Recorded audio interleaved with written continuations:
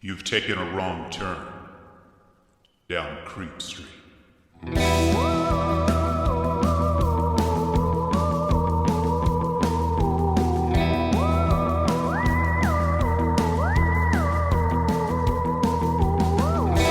Citizens of the Milky Way, this is Maureen Bogey. And this is Dylan Hackworth. And you are listening to the Creep Street Podcast. Thank you so much for joining us today. We are on Instagram at Creep Street Podcast, Twitter at Creep Street Pod. We're on Facebook. We're on Pinterest, people. We're on all of the cool apps. If you're listening to us on Apple Podcasts, please hit us with that sweet 5 stars. Please, baby. Ooh, but wherever you're listening, if you have an option to give us a rating, we would just be so jazzed if you would give us a sweet rating. Yeah. And let's just get right into it, honey, because this is a big one. This is a long one. This is a thick one. This is thick and it's pulsating. This episode, I'm just going to fucking say it. We're talking about Skinwalker Ranch. Skinwalker Ranch, honey.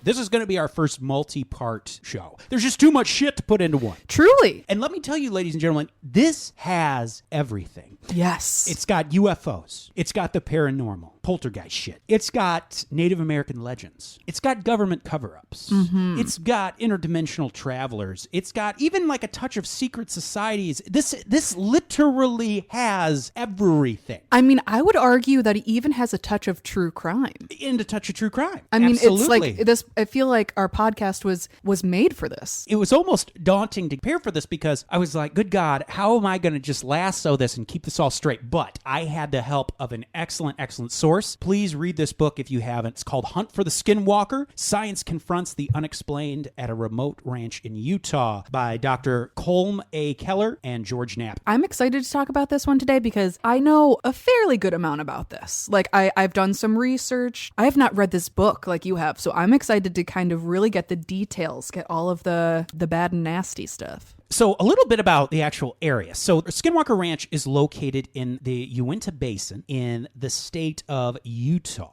Now, Native Americans had been there for about 12,000 years. And of course, when settlers and explorers from Europe and various other places came in, began to get removed from their lands. And then in the 1800s, the Mormons rolled in, which only kind of pushed them out farther. Which we're going to hop into the Mormon church later. Yes. Already the baggage of Native American genocide and diaspora. But there's also just weird things also outside of that. There's been found in caves nearby Masonic symbols, and they think that maybe those were left by Buffalo Soldiers from back in the day. I didn't realize this, but I guess a lot of Buffalo Soldiers were Freemasons. So there's a lot of Masonic stuff. And it also should be stated, every culture has some version of a skinwalker, of a shapeshifter.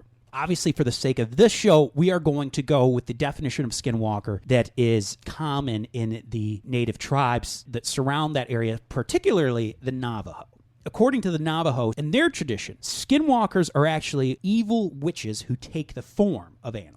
When they transform, they have the complete abilities of whatever animal they take on. So wolf, a bird of some kind. And in the Navajo tradition, skinwalkers can also use mind control to make people hurt or kill themselves or other people. In the Navajo tradition, also, all skinwalkers are witches. And the book actually goes out of the way to describe them as a, quote, witch's witch, like a man's man. They're like, of witches, they're queen witch. Ooh, okay. So they're serious business. And in some tribal cultures, to become a skinwalker, you have to kill a sibling. You know, I wanted to give a general foundation to build upon here because there's so much here outside of just skinwalkers. And we'll probably in the future do an episode just on skinwalkers. Skinwalkers are only a small part of this story. Oh, and also, just so you know, all the names that were used in this book are changed. This is not the family's real name. But in fall of 1994, the Gormans bought the ranch. They immediately fell in love with the place. I'm getting some parent family flashbacks. Oh, yeah, of course. When you first see the place, you fall in love with it. The first thing they noticed that was weird was the bizarre choices in construction that the previous family had made when designing the house. For example, the doors had added onto them numerous deadbolt locks installed on both sides of the door. Both sides. So that means... That's fucking scary. You could either lock something out, like a door traditionally does, or lock something in. Right. That'll make the hairs stand up on your neck. Yeah, what the fuck is that about? All the windows had been bolted shut, and there were indications that guard dogs had been chained to both sides of the house. The previous family had lived there since the 1950s, and there were certain clauses included in the selling of the house that came off strange to the Gormans. For example, no digging without giving prior notice. Just random shit. Which is weird because it's like, well, it's my property now. Exactly. I bought it, so why would I have to ask the previous owners if I wanted to dig? Right. Now, the ranch itself, as I said, is in the Uinta Basin, and it's in the Badlands of Utah. The area is very active in terms of UFO sightings. It's as if Skinwalker Ranch has somehow the center of all this weirdness we're about to get into. In fact, the Inuit say that it was built in, quote, the path of the Skinwalker. Oh. So you ready to get to the weird shit? Young. One day, the Gorman family are out working on the ranch, enjoying their new home. All of a sudden, they see a huge wolf on the edge of their property. Huge wolf. It's like 3 times the size of a regular wolf. Good Lord. But they notice that it doesn't seem afraid, and it keeps approaching the ranch, but not like in a stalking way, almost like a domesticated animal would. The family is able to actually walk up to the wolf and actually pet it. And for a few minutes, they just stood there petting this thing. And they were like, God, I mean, can you keep a wolf as a pet? Yeah, they were like, this is ideal. They thought, or maybe, maybe someone just happened to have a domesticated wolf nearby, and it just got out because it seemed very domesticated. Kind of sounds like a dire wolf. Yeah, it kind of does. So this ranch, it's obviously a cattle ranch, and they hadn't had all their cows out there yet. They just had a few, but they had a few cattle that were grazing, and a little calf was trying to get some grass. It stuck its nose out of the fence where it was. It was trying to get it some grass. Once the calf had stuck its nose through the fence, suddenly the wolf lunged at it, and it bit down on the calf's snout, and it began trying to pull this calf out of the fence. And the father starts hitting it. The son goes and grabs a baseball bat, comes back, starts beating on this wolf. Nothing happens. Damn. So Tom tells his son, go get the Magnum. So the son runs back to the truck, and he gets a Magnum 357. Tom shoots it. Nothing happens. Shoots it 3 more times. The wolf backs away about 30 feet, but there's no blood. What the fuck? So he tells his son to go get the rifle. It's a 30-aught. So this is the real deal. This is a real deal. This is when you want something fucking dead. So the son runs, grabs the 30-aught, brings it back to the dad. Tom takes aim with the gun. Apparently, the book even said in this moment, he actually felt a little bad. So he takes aim with this rifle, pulls the trigger. Nothing happens. The wolf gets hit, nothing happens. And the book says Tom, in this moment, starts to feel cold sweat, and his mouth goes dry because he's thinking, oh, fuck. Oh, God. And apparently Ellen, the wife, started to cry in fear. He takes another shot, and a big chunk of flesh flies off of this wolf. Wolf, But literally. no blood.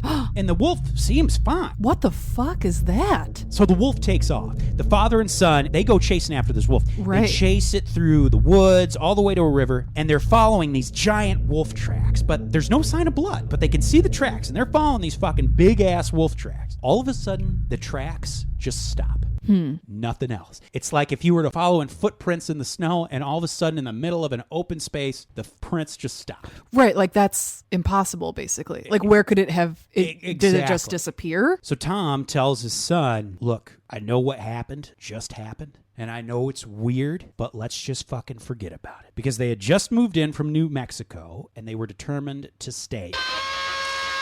One day, Ellen's driving home from work. She entered the ranch from the gate. It's one of those places where there's a long distance from the actual entrance to the house. It's Right. So she enters the gate, and about 30 yards to her left, she sees the wolf. And this animal, as we said, pretty damn big, about 3 times larger than an actual wolf. In fact, she says the wolf, just standing on its all fours, the head would be taller than her car. Oh my God. How are they not freaking out though? Because Exactly. that's not just like, oh, this is a really big wolf. That's like a fucking prehistoric, like dinosaur fucking shit. The wolf looked reserved, and she saw no signs of injury from the encounter. But behind this wolf, she saw a large, shadowy creature, not quite as big as the wolf. It had a wolf-like body. However, the head, she said, seemed too large for the body. Even though the body was big too, the head seemed too big in proportion. And it was a breed she had not seen before. And she spoke to local authorities at the reservation to see if, hey, is there someone here that raises wolves? Maybe they raise them on the reservation. And said, no one here raises wolves. And the tribal office said that the last wolf that was shot in the area was shot in 1929. Right. That's what I was going to say to remind people, our listeners outside of the US or Canada. Wolves in America, they're very protected. You know what I mean? They're even out west, they're around, but it's not like you're just like seeing wolves all the time. Right. And the tribal office suggests that, hey, maybe she just saw a coyote. Well, Ellen liked to take walks at night about the property because, like we said, the property's beautiful. So late 1994, she's taking one of these nighttime strolls when she felt something big fly past her, like a bird, like... She heard like the fluttering and the flapping, and it was something huge, and it flew right by her, but she can't see anything. She's like looking around. Yeah, I'm sure it's like dark as hell. There's like no city lights near. I'm sure there's like little to no light pollution, so I'm sure it's just fucking dark as hell. 5 minutes later, she feels it again. It's literally a gust of wind of something flying by her. So, doesn't see anything. She gets home and tells no one. She's like, fuck this. I'm just keeping it to myself. Parent family once again. But then other things started happening around the house. And this is where we get into more of the paranormal shit. Ellen would leave utensils, like, on the kitchen counter, whatever, whether it was can opener or something, leave it on the counter for a moment, come back, and it would be gone. Or in an entirely different place. Weird. Well, Ellen was starting to worry about her memory because one day Tom stormed in wondering who took the post digger. Ellen and the kids had been inside the whole time. He went out to get a wrench, and when he came back, it was gone. And this thing weighed like 70 pounds. 2 days later, Tom's pliers went missing. And this is when Ellen revealed to him the weird stuff that had been happening around the house. I think later in the book they say that like the 70-pound post digger, later in the book they said it was found like in a tree or some shit. Like there was no way. And this is also this kid is an only child, the kid of the family, so it's like, what fucking games is he playing for what audience? You know what I mean? So like, why would he do this? He's usually working with his dad out on the ranch. Right. So I mean, I'm just trying to put aside the naysayers, as it were. Exactly. So obviously, when all this starts happening, Ellen reveals to Tom, hey, shit's been going weird for me too, things disappearing and whatnot. Well, about this time, all the family's livestock had been moved onto the farm, and Tom's nephew, Dave, had arrived for a visit. Now, Dave was not the outdoorsy type. He was a bit of a city boy. Dave's a city guy. Okay. He's a city boy. And old Tom wanted to break him in. Okay. Wanted to get him used to manual labor out there on the ranch. Oh. One night, Ed and Dave, they accompanied Tom out to check on the cattle. So this is at nighttime. About half a mile away, Tom sees headlights of like a vehicle on their property. It was like an RV style thing. Right. No one else should be there. This is weird. Right. So he sees like these headlights, and they're thinking some fucker in their RV is camping out on our land. Oh, no. So Tom's like, I'm going to go tell these sons of bitches off. So Tom and the boys walk toward the RV. Now, when they get about 200 yards away from it, the RV begins to drive away. Oh? So they start jogging because they want to catch up to these motherfuckers. And they can see the tail lights, driving away. But what was weird was, this land is very rocky. And even on the roads, there are divots and whatnot. Right. The taillights were not bobbing as they would be if you're driving on an old country road. Right, They're bobbing around. Suddenly, the red taillights lifted off of the ground. The boys gasped out loud as the RV lifts into the air. What the fuck? It rose above the tree line. And this is when they saw, this was not an RV. This was a weird oblong-shaped vehicle, craft, with a headlight in front and a red light behind it. And it made absolutely no sound. What the fuck is this? This is so weird. Another night later, Ellen and Tom are taking a walk about the property, and they hear this metallic clinging sound about 100 feet above them. They look up, see nothing. Then in the distance, they said they saw a light, and they figured probably some lost miners. That's what Tom thought. But soon this light lifted to about 50 feet in the air. What the fuck? And set down in another place. And it would repeat this as they approached.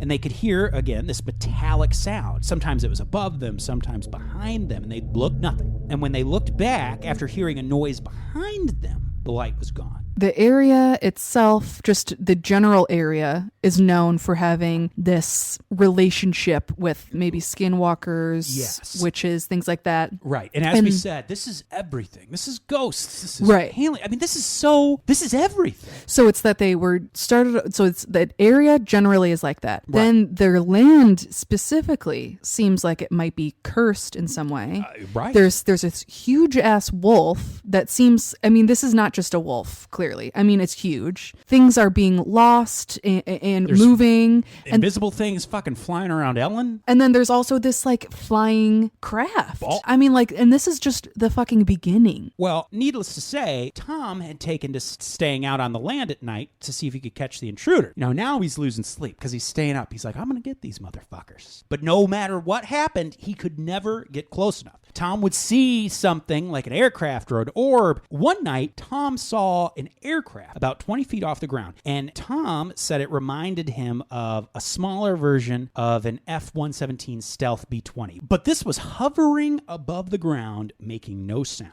And it appeared to be searching for something. And Tom is laying on the ground. He's watching it, right? There was like a light. It looked like it was looking for something. And Tom moved ever so slightly and stretched. And of course, his bones gave a little crack. You know, when you stretch, you get a little pop. The light suddenly went off. The ship turned in his direction, looked around, and then it just left. And Tom went home.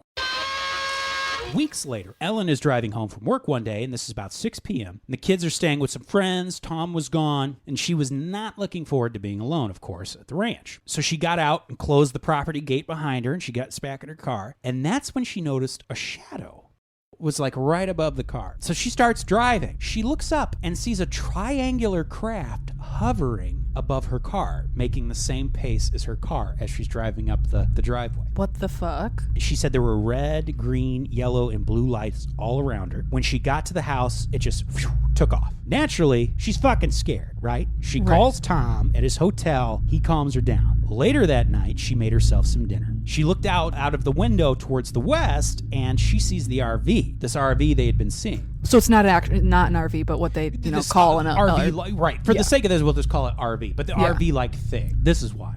She looks out, sees this RV in the distance, but it's parked, and the interior is illuminated. What? She can see movement inside, like you would an RV. If the windows were open and the lights were on, you could see people walking around in their RV. She said she saw someone standing at a desk in what appeared to be a black uniform and headgear. What? She said the figure stood up and walked to the doorway, which is essentially how she described it, was a light-filled doorway. This person appeared to be about 7 feet tall. Woof. Dressed all in black, wearing a black visor over his face, knee-high black boots, and he looks right at Ellen. She closes the blinds and calls Tom. This is almost weirder, because here's the thing. Even though you're seeing what you assume is a human, of flesh and blood. Oh, it's so much weirder. It's almost better if you could write it off solely to paranormal things. Oh, yeah. Hey, you know what? Can't help it. Fucking E.T. loves this place. Can't help it. But then when you see then it's like, what the fuck is going on? Yeah, some sort of humanoid figure that seems intelligent in some way, like it's wearing clothes and you're like looking right at her. And the vibe I got, not that it was trying to intimidate her, it was almost, what made it worse was almost the fact that it's like it could have cared less. That's what I was just gonna say. It's weird that it didn't, see that she could see him and then ran away or flew away. It's like it felt comfortable being there. Even if this was some government program, you'd think, but the fact that they looked her dead in the eye, or what she thinks dead in the eyes from that distance, obviously you wouldn't be able to know for sure, but it's like being caught did not seem to be of the utmost concern. Whoever this being was felt that they had the right to be there. Well, Tom's like, fuck nah. He gets in his car, drives all night. Oh yeah, he's like, I'm getting back to my gal. Which, good for him. They investigate the spot where they saw where Ellen had seen this thing. And they saw that there were big footprints in the mud, boot prints. Mm-hmm. They said these boots were at least 18 inches long. Oh, good Lord. No ridges, just smooth surface print with a prominent rounded heel. And this is when it dawned on him, they could be in danger. Yeah. It would have dawned on me a long fucking time ago. Yeah, I know. Yes, glad finally. The goddamn wolf would have made me feel like I was in danger. Exactly. Now, the most common things the Gormans would see, this is what really snagged my interest. The most common thing the Gormans would see was this bizarre orange object structure thing in the sky. Now, I'm going to try to explain it from my notes here. It would appear in the western sky, sometimes elongated, sometimes round. Tom would watch objects through a scope. He would look like through a scope on his rifle. He was able to see objects move in and out of this orange circle. One time while observing this orange ball, he saw in the center of it, this is weird, buckle up for this, he saw in the middle of it what appeared to look like daytime sky. What? And keep in mind, this is at night. So from where he was, Tom said it looked as though there was a window in the sky that led to a place where it was still daylight. Think of a roll, when you've emptied a thing of paper towel and you've got that tube, right? Right. Imagine like if you were to look down that tube, like say it's nighttime, if you could look down that tube and wherever it is on the other end of that tube, it's daytime. So Tom would watch objects come in and out of this thing, right? And he notices it looks like daylight on the other side. And it hit Tom that maybe what he's looking at was some kind of a portal, some kind of an interdimensional crossover, and their ranch just happened to be situated right in the middle of it. Right. One night, he's looking at this thing. He didn't see the sky this time, but it looked as though there were multiple layers within it, he said. And he saw a black triangular craft come out of this thing and vanish into the night. So night by night, Tom would change his vantage point to get a better view of this orange thing. One time he got in his truck. This is cool.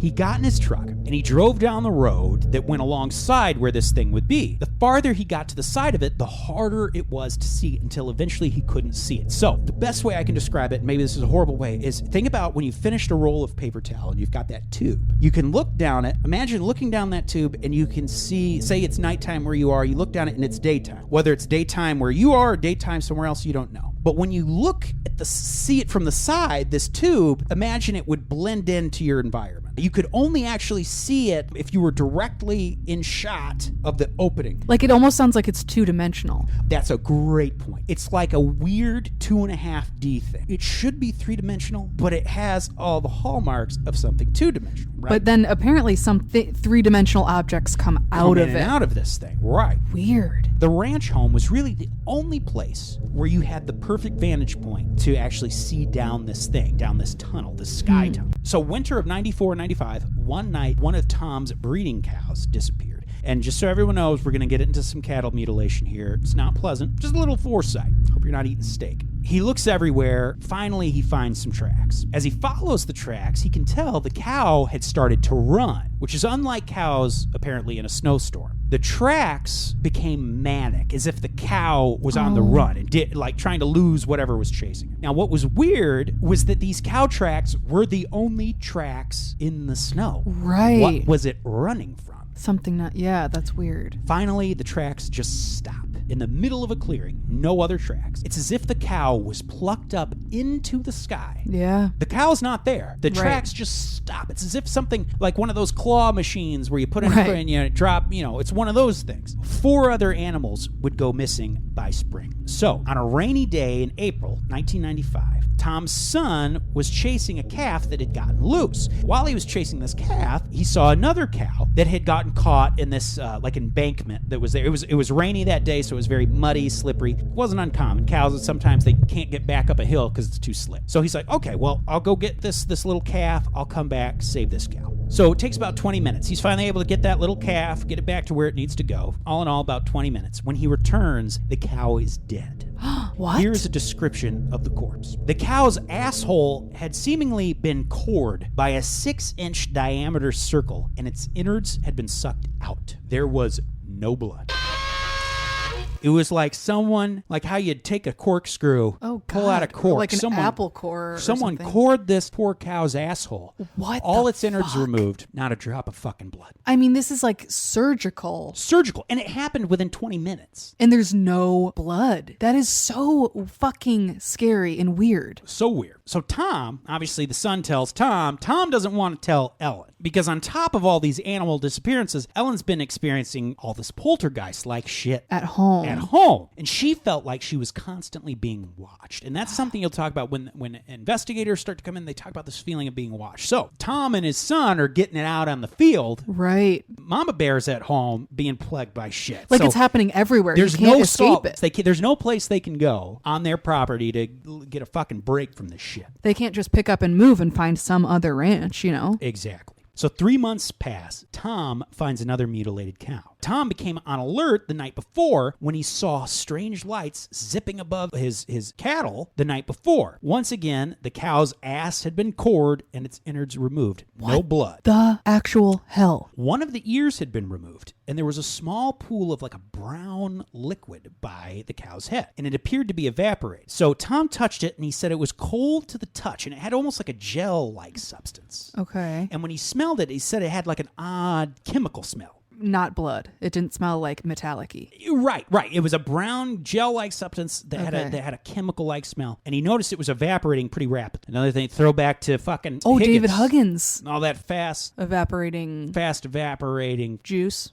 Man juice. In early 1996, he lost 2 more animals the same way. The bodies also seemed, here's what's weird, the bodies also seemed to decay much slower than they usually would, given the climate and the region, especially at the time of year. And he noticed whoever was doing this under the cover of storms, whether it was snowstorms or thunderstorms. Oh. And before it would happen, the night before, they would see these lights. One night, Tom and Ellen are out having a walk about the property, and they see a blue orb flying around their horses. A silent blue orb. All of a sudden, it comes rocketing toward them, and it stops about 20 feet away, about 15 feet in the air. And the Gormans described the orb as having like a thin glass-like shell that you could see through, and the inside being this sort of like blue, cloudy substance that was rapidly moving. And it made this crackling sound, almost like electricity. Ellen is apparently whimpering in terror. Oh, God. She turns the flashlight on it, and it blasts off through the trees. It was clear the orb was intelligently controlled. Ellen just collapses. Oh, Ellen. Tom is also fucking terrified. He's so terrified that as his fear began to subside, he realized how specifically, just how unnatural the level of fear he felt was. He was afraid, but he was feeling a fear unlike anything he had felt before. Like he wasn't just afraid like, oh, this is a weird ball. It was like really intense fear. Mortal dread. And he started to wonder, as this fear started to go away, was this thing as like a safety mechanism inducing fear? This thing's version of self-defense is it can manipulate your emotions, your brain chemicals, to make you feel incredible fear. That's very interesting. Okay. Interesting thing to think about. Similar with lots of other paranormal activity that we've talked about before, where you feel this intense fear and it kind of paralyzes you, and maybe these things maybe feed off of fear or fucked up, but cool, like rude. So one day, this blonde guy pulls up asking about all the weird shit happening at the ranch. Tom and his son are out working. They see this car pull up. And they're like, excuse me? Yeah. Blonde guy, we haven't told anyone about this. And he's like, hey, I don't want anything from you. He goes, I just want to meditate on the land. Who the fuck is this? They don't know who this person is? They don't. Jesus Christ. Well, they think it's a little dumb, a little funny, but they're like, okay, go ahead. All 3 get in the truck. They're driving through the land, and the guest, he's like, he sees an area he likes, and he's like, I'll do it there. So he goes out into the middle of this prairie, and he starts meditating. And they described it like he stood up straight, closed his eyes, and kind of outstretched his hands. Jesus vibe. Right. Ed, the son is waiting by the truck. Tom is about a few hundred, he's keeping an eye on it, but he's giving him some space. So Tom, all of a sudden, hears a bell sound in the trees. And it's approaching. And he could see a blur. That's the only way he described it. It's like a blur was moving from tree to tree. All of a sudden, boom, this thing comes charging out of the woods towards the meditator. The guy meditating doesn't see it. The blur? And Tom, this blur running at him. And Tom, before he could, he's about to say, but it's moving so fast that before he can even say anything, this thing's like 10 feet away from the meditator. And right before it leaps onto this man, it stops and it apparently like roars. Said it was like a cross between a lion and a bear, just a huge roar. Oh no. Of course, the meditator jumps back like 10 feet and falls down screaming. And this invisible, shimmering creature runs back into the woods. The way I described it, imagine the way they described it in the book. They said a little while, however much time later, the dad and the son were watching Predator, the Schwarzenegger flick. And they described how when they do the scenes with the Predator, when the Predator is supposed to be like invisible, it's transparent, but you can still see this like shell. Kind of like almost. The movement. So Tom runs up to the man, and the guy jumps and just clutches onto Tom. weeping. And he Wow. will not let go. Another intense fear reaction. Well, after a few minutes, I mean, this guy's squeezing Tom. After a few minutes, Tom calmly says, "If you do not let me go, I'm going to hit you." Oh, Tom. And the guy says, "I'll let you go if you get me back to my car." Which, first of all, it's like, did you not just fucking see, Tom? Like, this man came out to your ranch for a day of peaceful meditation, and some invisible monster roared in his ass, and you expect him to not need a hug? That's the weirdest thing. It's like, okay, first of all, yes, it's weird this dude just shows up. I probably wouldn't let a I wouldn't have let him stranger on, on my but bread just to whatever. meditate. But then after something you've seen too, to then tell the person who's trembling in fear, "Let go of me or I'm going to hurt you." What the fuck you mean you're going to hurt? Maybe- What the fuck did you just, like, did you not just fucking see? Yeah. And you know all the weird shit that's been going on. Like, maybe just say, like, "Hey, there. Let's, not hold it." He could mention it like, "Hey, I'm here for you, but let's not embrace right now." Right. That was the one part I was like, for all intents and purposes, Tom sounds like he was a good father, but fuck you, Tom. I gotta give this a chode alert. But it's just like, what the fuck do you mean, "Let me go or I'm going to hit you"? Did you not fucking see the invisible fucking monster? What do Yeah. you fucking mean? Overall, I gotta say, Tom seems fine, but this is an official chode alert. So, like I said, in the movie, they saw Predator and they think, that's kind of like what we were watching. And they estimate that this thing, when it came running out of the woods towards the meditator, they estimate it was probably moving between 50 and 60 miles an hour. Good Lord, she's fast. And Tom starts to wonder, okay, maybe this is some sort of a military testing, some sort of a weird advanced camouflage. Right. Well, Tom, after a while, Tom had kind of grown somewhat used to these orbs, right? Because now we know there's other scary shit. The orbs are kind of like, At least they're not fucking, Right. He didn't like that they were there, but he'd grown to tolerate them. the to a lesser certain degree. of many evils, we'll say. Exactly. Well, one night in April 1996, he sees the blue orb again. He's immediately on edge. There was something about the color, and there's orange and blue. Right. Whenever it's blue, it seems to spike this terror. So the dogs, who are usually good at waiting for a command, they take off after this orb. Okay. The family dogs, the ranch They're dogs. ready to protect. The or three play. dogs were jumping into the air to catch this orb, and the orb would evade them, almost like it was playing, like how you would hold a rope or those little, like a chew toy, and the dog it jumps for it and you pull it out of the way. Or like that's a cat toy. it's like it's playing a game. So Tom notices this orb appeared to be leading him to the tree line. The dogs chased this orb right into the trees. Moments later came the sound of dogs yelping in fear. Oh. And then all was silent. Oh, no. Tom, obviously heartbroken, and he knew probably not a good idea to go in that night to look. God. So he waited till the next morning, and he found that the dogs had been incinerated. He went home after finding the remains of his dogs, Oh, my God. and he told his family that he agreed it's time to sell this ranch. Good. I was just going to say, if this isn't the last goddamn straw, I'm going to lose it. Suddenly, all these locks and weird shit all around the house are making some fucking sense. The ranch had now become kind of a widely covered story. Grabbed a lot of attention. They also didn't like that. But it grabbed the attention of one Robert Bigelow. Oh. An American billionaire. I think he's the CEO of Budget Inn and Suites. But he also had a little side project called the National Institute for Discovery Science. And that is where we will end episode 1. Okay, we're ending it there. Oh, ladies and gentlemen, this gets so weird. I'm so excited that we're ending it here because there's so much more. There is so much more. Hot damn. Ooh, that is part 1 of Skinwalker. Skinwalker and Shell's mother. Ladies and gentlemen, once again, thank you so much for joining us. My name is Dylan Hackworth. You just gotta know that I'm Maureen Bogey. And this is Creep Street. Citizens of the Milky Way, good night and goodbye.